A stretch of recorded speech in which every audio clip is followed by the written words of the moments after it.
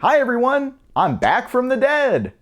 I guess that makes me a ghost haunting my video setup? What a spooky framing device. But because I was such a cool person in life, I made sorting out my death way easier for my friends and family by setting up beneficiaries. What's a beneficiary? I'm glad you asked. So to understand how beneficiaries work, we first need to understand what happens when someone dies with no beneficiaries and no will. You might have heard terms like next of kin, and while yes, it's true they get everything, it's not a straightforward process if the dead don't do their paperwork. For starters, who is next of kin? Rules can vary, but it always comes back to the family tree. Spouses are first, followed by kids, then their kids' kids. No kids? Kick it up the chain to parents and grandparents. If they're gone, the stuff goes to the siblings, then aunts, then cousins. If there's no living relatives, the state lays claim, either for its own purposes or holding out for a distant, rightful heir. It's like Lord of the Rings, but without the fun stuff like magic or elves. But one does not simply go down to the bank to cash out. The next of kin must file a small estate affidavit with every single institution holding that dead person's financial assets. Banks, investment brokers, even their workplace. To complete the affidavit, the next of kin needs to account for all of the deceased's known debts and promise to pay those debts with any money that they get from liquidating the assets. That does not mean that they take on the debt themselves, just that the creditors eat first. But if there's enough value at stake, a small estate affidavit isn't going to do it. Bigger assets, including land, must be dealt with by a probate court, with jurisdiction over where that person died. Oh, we're not done. All of this assumes that the next of kin knows what and where all the assets and debts are, and that is not guaranteed. In practice, they're often going through emails and paperwork and contacting other surviving loved ones in order to get all that info tracked down. Despite their best efforts, there's usually something missed, and what's missed ends up as unclaimed property. A story for another time, but the short answer is they can get it back, though it's a separate process through a state treasurer or similar agency. So, back to you, intrepid alive person.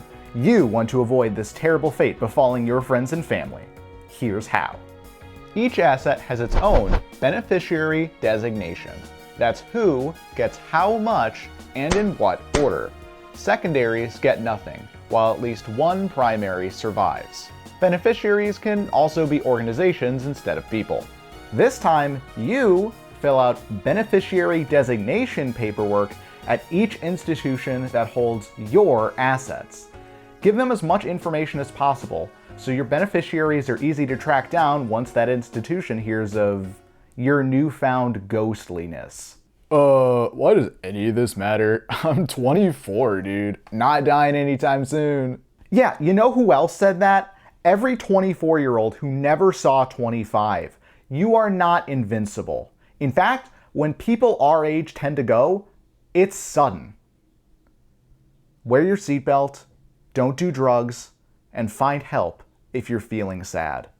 A lot of personal finance is being prepared for the things that we really don't want to happen. This is no different.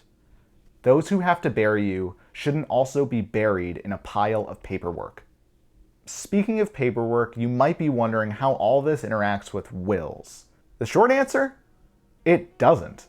Wills are sorted out in probate court, and the point of beneficiary designations is to bypass that process. If for some reason the same asset is promised to different people in different ways, beneficiaries trump heirs. With all that said, let's flip the script. Let's say you're the beneficiary. What does that look like? If you're also the next of kin or the executor, this will likely start with you contacting those asset-holding institutions. You'll want proof of the death and proof of your identity ready to go. There may or may not be a specialized department for this.